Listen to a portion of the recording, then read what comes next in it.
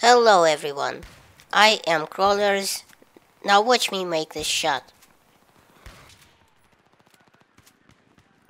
Okay, so here I have a bit of scavenger footage, which I haven't played in a while. I went back to look for some scavenger servers and found like 10, and 9 out of the 10 were empty. So what's up with that? Well, whatever.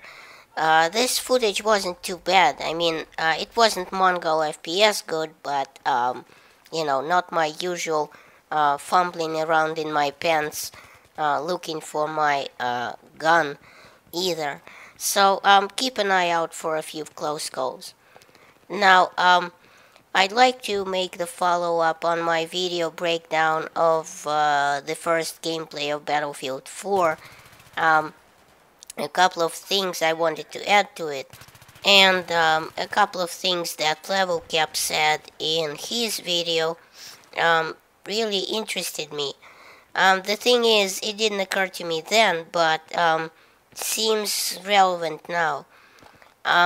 Firstly, before I get into this, and I'd like to mention that, if multiplayer had naval warfare, it will suck major balls.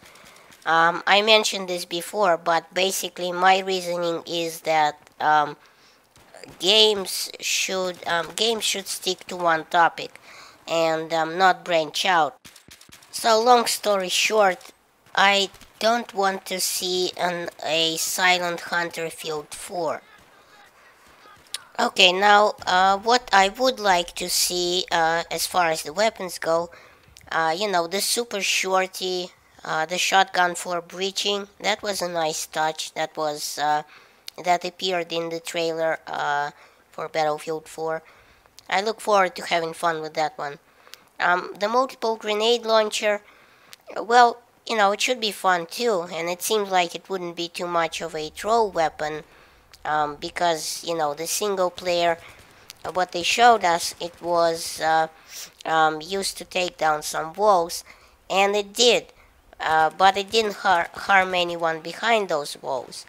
So, really, what you had to do was shoot down everyone after, after you made a hole. So I'm hoping that it'll be fun. Also, as I said before, I'd like to see the Russian Orsis T5000 sniper rifle in the game, just because it looks so badass. Needless to say, the sniper class needs to be reworked, and the scope layer taken away completely. Maybe give the recon some useful gadgets, instead of just standing around with your dick in the wind when a tank rolls up on you. Maybe some C4 to, get rid of said tank. Okay, now, another thing is, I specifically mentioned this in the single player trailer, that they showed us, the Russian troops, they were all the same character models as in Battlefield 3. The sniper looked the same, and the fact that the animation was the same, when you went to take his tags, that was, what was interesting about this was that lvlcap mentioned, those character models and same animations, those might just be placeholders. So they might very well be changed and replaced entirely before the game comes out in like October. Which is still quite a few months away. Now this is great because in the last video I made a big stink about the Venom helicopter making a comeback. I didn't like the Venom the first time, and I don't like it now. And so, to be honest, I was curious, to say the least, as to why they used it again in Battlefield 4. Well, if lvlcap is right, it might very well be replaced later on with something different. I'm keeping my fingers crossed for a Black Hawk, to be honest, or a Seahawk, since we will probably be, shipped in by an aircraft carrier. so that would make more sense. Now, as far as the guns go, I do appreciate very much that they included the dual sights like in Medal of Honor. It looks pretty badass. I'm gonna be carrying my gun around gangsta style, just because it looks so cool. Be like, put you in my ashtray, cause you just got smoked. No, but seriously, it'll be a lot of fun. Now something else occurred to me today while I was on the toilet, which of course is where all good ideas come from. They should add some sort of an interesting takedown system. And I'm not saying it should be long and take away from the battle, but they did include the knife takedown animation in Battlefield 3, so obviously, it can be done. So I saw this documentary on training of some Russian troops, apparently. Not that anything they show is real, but, something made sense. So this guy takes his AK, stretches its strap tightly around some dude's head. For our purposes, let's call him a terrorist, and then threads the actual assault rifle behind his back, tightly binding his hands. So in effect, the barrel is to one side and the butt of the gun is to the other side. And, use the terrorist to immobilize him and use him as a sort of human shield.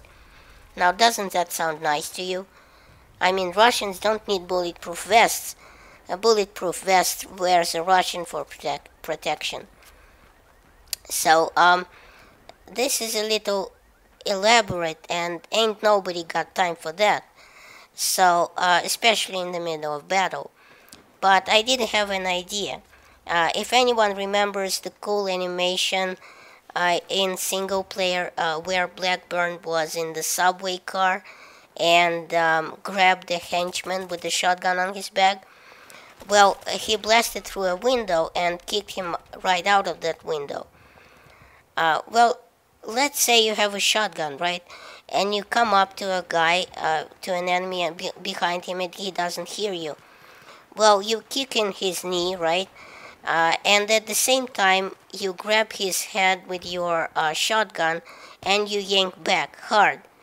So in effect, you break his neck, and all this happens very quickly. So, it won't take any time away from killing anyone else.